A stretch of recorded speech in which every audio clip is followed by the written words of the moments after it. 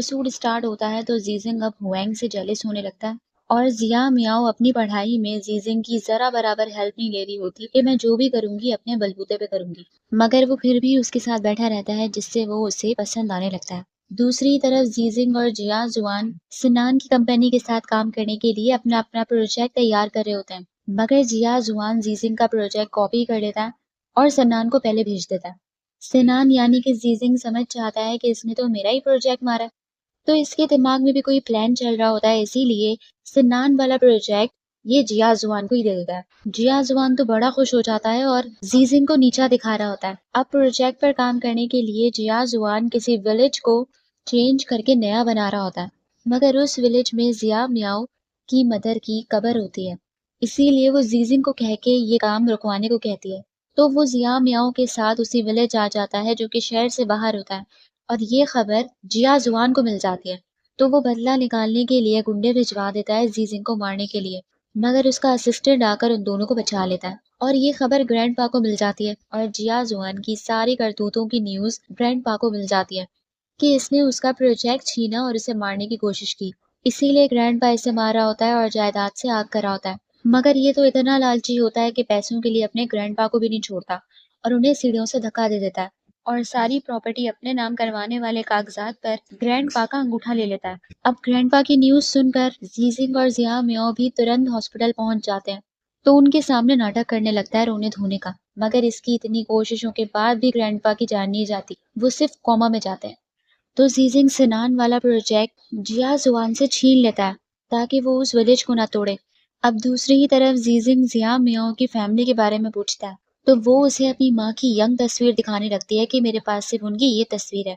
जैसे ही वो उसकी तस्वीर देखता है तो फ्लैशबैक में चला जाता है कि जिस औरत ने इसका कार एक्सीडेंट किया था वो इसकी माँ ही थी। वो बताती है कि मेरी माँ को दिमागी मसला था, इसीलिए उन्हें मेंटल हॉस्पिटल में डाला हुआ था, मगर एक दिन वो मेंटल हॉस्पिटल से भाग गई थी और उनका एक्सीडेंट हो गया था। जीजिन की हालत खराब होने लगती है और वो फौरन जिया मियाओ को गाड़ी से उतार देता है और बाद में अपने असिस्टेंट से कहता है कि इसे यूनिवर्सिटी छोड़ देना। वो परेशान हो जाती है इसे क्या हो गया, तो हुएंग आकर बताता है, क्योंकि वो तो उसका कजन है ना, उसे पता होता है कि किसी औरत ने इसका कार एक्सीडेंट किया था जिसकी वजह से इसने अपने माँ बाप को खो दिया। जिया मियाओ फौरन समझ जाती है और बात करने के लिए अपने फादर के पास आने लगती है, तो वहां पहले से ही जिया जुआन उसके फादर के साथ बैठा हुआ होता है कि ये दोनों एक दूसरे के साथ मिले हुए होते हैं। जिया मियाओ की मदर की डेथ के पीछे इसके फादर का हाथ होता है और जीजिंग के एक्सीडेंट के पीछे भी और जिया मियाओ को यूज कर रहा होता है, ये बात ये अपने मुंह से कह देता है। सच सुनकर वो रो पड़ती है, इसीलिए फैसला करती है इनसे बदला लेने का और कहती है कि एक्सीडेंट के पीछे जो राज है वो मैं पता लगाऊंगी ताकि जीजिंग को इंसाफ दिला सकूं।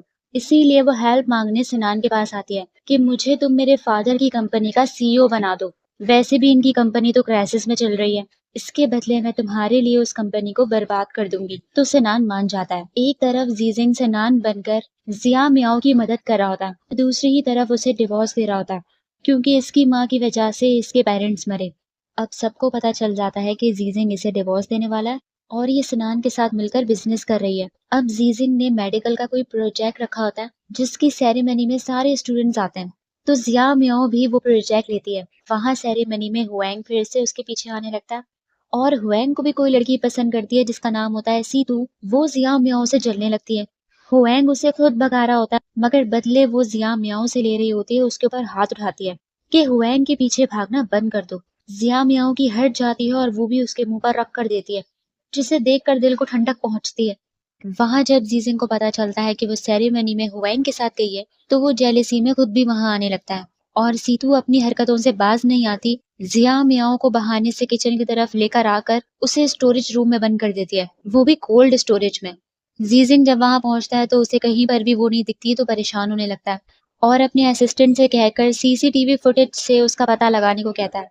तो उसे पता चल जाता है कि वो स्टोरेज रूम में है, तो वो फौरन अपना सिनान वाला गेटअप करता है और उसे बचाने के लिए वहां आ जाता है। तब तक वो बेहोश हो जाती है और उसे वहीं के होटल में लेकर आता है, तो वहां की रिसेप्शनिस्ट इन्हें रूम नहीं दे रही होती क्योंकि सीतू ने मना किया होता है कि जिया मियाओ को यहाँ कोई रूम मत देना। सिनान फिर भी रूम बुक कराकर उसे ले जाता है और सीतू का फादर आकर जब उसके मुंह पर रख कर देता है ना, तब उसकी अकल ठिकाने आती है कि तुम सिनान से पंगा मत। अब वो उसे कमरे में लाकर उसके कपड़े बदलवा कर उसके साथ लेट जाता है और जब इसे होश आता है तो इनकी सारी मिसअंडरस्टैंडिंग्स क्लियर हो जाती है। वो कहता है कि मैं बार बार हुएंग को तुम्हारे आगे पीछे मंडलाता हुआ नहीं देख सकता और उसे सच्चाई बता देता है कि मैं ही सिनान हूँ और इसके पाँव बिल्कुल ठीक हैं और पास्ट में इसका एक्सीडेंट कैसे हुआ था ये जानने के लिए ये दोनों साथ मिल जाते हैं। अब इन लोगों को पता चल जाता है कि जिया जुआन के नाम प्रॉपर्टी हो गई है, मगर अभी भी वो चेयरमैन नहीं बना होता क्योंकि ग्रैंडपा जिंदा होता है। तो जीजिंग क्या करता है कि जिया मियाओ को उसके फादर की कंपनी का सीईओ बना देता है, जिससे जिंगजी की बहुत जलती है कि ये पोजीशन तो मेरी थी। इसीलिए इससे बदला लेने के लिए ये अपनी ही कंपनी को बदनाम करने लगती है, कॉस्मेटिक्स प्रोडक्ट्स चेंज करवा देती है जिससे सारे कस्टमर्स के मुंह खराब होने लगते हैं और हर जगह ये न्यूज फैला देती है कि जब से जिया मियाओ सीईओ बनी है तब से ये हो रहा है। तो जिया मियाओ दिन रात एक कर देती है सारी फाइल्स रीजन जानने के लिए कि आखिर प्रोडक्ट्स में मसला क्या हुआ है। कि इतने में ही वहां पर कोई आदमी पहुंच जाता है और जिया मियाओ को मारने लगता है कि तुम्हारे प्रोडक्ट्स की वजह से मेरी बेटी का ये हाल हुआ है। मगर तब तक जिया मियाओ रीजन फाइंड कर चुकी होती है और बता देती है कि इस जिंगजी ने प्रोडक्ट्स चेंज किए थे। उसको सारी सच्चाई बता देती है, वो उल्टा जिंगजी पर अटैक करने के लिए आ जाता है। कि इतने में वहां पर जीजिंग पहुंच जाता है और उसे बचा लेता है। तो वो आदमी जीजिंग के हाथ पर ही चाकू मार देता है और उस आदमी को पकड़ लिया जाता है और जिया मियाओ जीजिंग के हाथ पर बैंडेज करने लगती है। तो वो भी उसके गले की चोट देख लेता है और बैंडेज लगाने लगता है। अब दूसरी तरफ जीजिंग और जिया मियाओ को वैंग नाम का आदमी नजर आता है जो कि इसकी माँ के मेंटल हॉस्पिटल का सीईओ था, जिसको जीजिंग काफी टाइम से ढूंढ रहा था। तो जीजिंग जब उसे सच बताने पर मजबूर करता है तो वो बता देता है कि तुम्हारी माँ को कोई मेंटल प्रॉब्लम नहीं थी, उन्हें जबरदस्ती मेंटल हॉस्पिटल डाला गया और जीजिंग के एक्सीडेंट वाले दिन उन्हें कोई बंदा आकर ले गया, मगर इससे उस बंदे का नाम याद नहीं होता। अब जिया जुआन चेयरमैन बनने की मीटिंग रख लेता है सारे शेयर होल्डर्स को अपनी साइड पे करके। तो ये लोग सारे वोट जिया जुआन को दे देते हैं, मगर ग्रैंडपा का वोट सबसे ज्यादा जरूरी होता है। मगर जिया जुआन कहता है कि वो कहाँ से आएंगे, इसीलिए उनके हिस्से का वोट मैं अपने आप को ही देता हूँ। मगर इतने में ही दरवाजा खुलता है और ग्रैंडफादर आ जाते हैं और जिया जुआन का सारा खेल खत्म हो जाता है क्योंकि वो उसकी सच्चाई बता देते हैं और उसे हटाकर चेयरमैन जीजिंग को बना देते हैं। और ये प्लान भी ग्रैंडफादर और जीजिंग का होता है। उनको कुछ दिनों पहले ही होश आ गया होता है।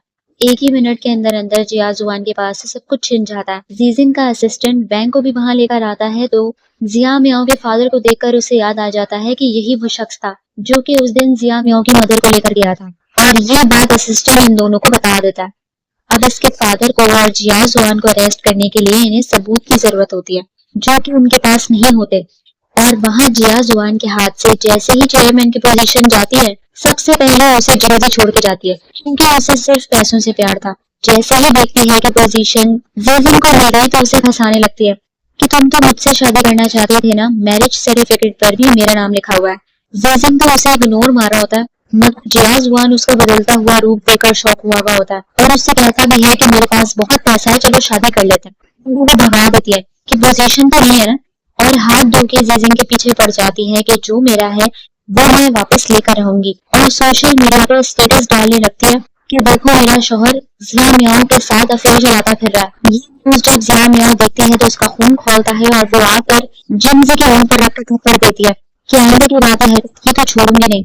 और जीजिंग इंटरनेट पर अपने और जिया मियाओ की फोटो डाल देता है कि मेरी रियल लाइफ ये है, जिससे सारी गलत अफवाहें कवर हो जाती है। बस जुआन जिंगजी के फादर से हेल्प मांगने लगता है और उसे जिंगजी को इसके हवाले करने को कहता है, मगर उसका फादर नहीं मानता और इसे भगा देता।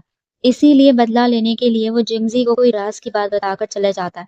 तो वो तमाशा करने के लिए वहां आ जाती है और सबके सामने वो राज खोल देती है कि जिया मियाओ इसकी सगी बेटी है। जिया मियाओ की मदर के साथ इसका अफेयर था मगर उसके साथ इसने शादी नहीं की क्योंकि ये तब शादीशुदा था और अपनी रेपुटेशन के लिए इसने उसे पागल खाने डलवा दिया ताकि वो इसका नाम खराब ना करे। इतने में ही वहां वो शख्स आ जाता है जिसने कार एक्सीडेंट करवाया था। इसको भी जिंगजी के फादर ने मुसीबत आने पर छोड़ दिया था, इसीलिए बदला लेने के लिए वो भी इसकी सारी सच्चाई बता देता है कि जीजिंग के एक्सीडेंट का इल्जाम इसने जानबूझकर जिया मियाओ की मदर पर डाला ताकि एक तीर से दो शिकार हो जाएं, दोनों से जान छूट जाए। और जैसे ही वो शख्स जिंगजी के फादर पर अटैक करने के लिए आता है तो वो जिया मियाओ को आगे कर देता है और उसे बचाने के लिए जीजिंग को खुद उठकर आना पड़ता है, जिसकी वजह से सबको उसके पाँव का राज पता चल जाता है। मगर फिर भी वो आदमी जिंगजी के फादर को चाकू मार ही देता है जिससे उसकी डेथ हो जाती है। उसके फादर की डेथ के बाद भी जिंगजी अपनी हरकतों से बाज नहीं आती और सिनान के पास आ जाती है ऑफर लेकर कि मैं जानती हूँ कि तुम्हें जिया मियाओ पसंद है, इसीलिए मैं तुम्हारी हेल्प करूंगी उसे तुम्हारे रूम तक पहुंचाकर, बाकी का काम तुम देख लेना। सिनान डील एक्सेप्ट कर लेता है और वो जिया मियाओ के सामने अच्छी बनकर उसके लिए सूप लेकर आती है जिसमें नींद की गोलियां होती हैं, और जिया मियाओ वो पी भी लेती है। जैसे ही पीती है तो बेहोश हो जाती है। तो जिंगजी उसे वहां से उठाकर सीधा सिनान के रूम में छोड़ती है और वहां इन दोनों की पिक्चर्स लेने के लिए रेडी खड़ी होती है। जैसा जिंगजी चाहती थी ये दोनों बिल्कुल वैसा ही करते हैं, पूरे तरीके से नाटक करते हैं। अब जिंगजी वो तस्वीरें आकर जीजन को दिखाती है और उससे कहती है कि मुझसे शादी कर लो, उसके बदले जिया जुआन ने जो तुम्हारा एक्सीडेंट करवाया था उसका सबूत उससे मैं तुम्हें लाकर दूंगी। वैसे भी तुम्हारी बीवी ने भी तुम्हें धोखा दे दिया। जीजन को तो सबूत ही चाहिए था, इसीलिए ये नाटक करता है कि हाँ तुम ठीक कह रही हो, और उसे यकीन दिलाने के लिए वो जिया मियाओ को छोड़ने का नाटक करता है और फौरन जिंगजी से कहता है कि मैं तुमसे शादी करने के लिए तैयार हूँ, मगर उससे पहले तुम्हें सबूत लाने होंगे, वरना कहीं जिया जुआन हमारी शादी खराब ना करे। जिंगजी बातों में आ जाती है। इनकी शादी की न्यूज सुनकर तो जिया जुआन खुद जिंगजी के पास आ जाता है, तो इसे मौका मिल जाता है सबूत लेने का। तो इसके लिए ये इसके साथ रोमांस शुरू कर देती है, नाइट स्पेंड करती है। उसके बाद सबूत मिलते ही वो वहां से भाग जाती है। जिया जुआन देख लेता है कि अरे इतना बड़ा धोखा, और फौरन वो सबूत लेकर जीजेंग के पास पहुंच जाती है। सबूत मिलते ही जीजेंग अपना नाटक खत्म करता है और उसे सारी हकीकत बता देता है कि ये सब एक ड्रामा था, और पीछे से जिया मियाओ भी उसके साथ आकर खड़ी हो जाती है। अब ये हकीकत जिंगजी से बर्दाश्त नहीं हो पाती, तो सदमा हो जाता है और वो मेंटल हो जाती है, और ये वो जिया जुआन देख लेता है। अब फाइनली इन दोनों की लाइफ में सुकून आ जाता है कि अब हम दोनों सुकून से रहेंगे, मगर अभी भी बला टली नहीं होती। जिया जुआन जिया मियाओ को हर्ट करने के लिए आ जाता है और उसे बम वाली कार में बिठाकर मार रहा होता है, तो उसे बचाने के लिए वहां जीजिंग आ जाता है। असल बदला तो वो जीजिंग से ले रहा होता है, इसीलिए उसे खूब पिटवाता है। जीजिंग कहता है कि ये लड़ाई हम दोनों के बीच में है, इसीलिए खत्म भी हम दोनों के बीच में होनी चाहिए। वो अपने साथ साथ जिया जुआन को भी गाड़ी में बिठा लेता है और वहां से दूर लेकर जाने लगता है।